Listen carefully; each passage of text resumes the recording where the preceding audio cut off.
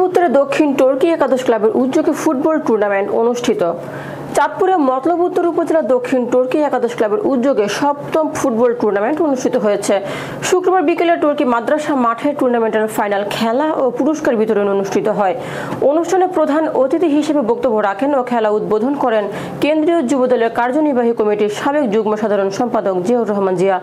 Tarique Zia cyber force Chittagong বিভাগের সাবেক সভাপতি মোহাম্মদ সোহেল রানা সরকারের সভাপতিত্বে বিশেষ অতিথি হিসেবে বক্তব্য রাখেন কেন্দ্রীয় ছাত্রদল সংসদের সাবেক সহসভাপতি আশরাফুর রহমান বাবু, উপজেলা যুবদলের সাবেক প্রতিষ্ঠাতা সভাপতি মোহাম্মদ জাকির হোসেন সরকার, উপজেলা যুবদলের ভারপ্রাপ্ত আহ্বায়ক রাশেদ জামান টিপু, যুগ্ম আহ্বায়ক আব্দুল মান্নান সাগর, সমাজসেবক মোহাম্মদ মিজানুর রহমান, কেন্দ্রীয় ছাত্রদল সংসদের সাবেক যুগ্ম সাধারণ সম্পাদক আবুল খায়ের ফরাজি, উপজেলা যুবদলের সাবেক যুগ্ম সাধারণ সম্পাদক বদিউজ্জামান সজীব।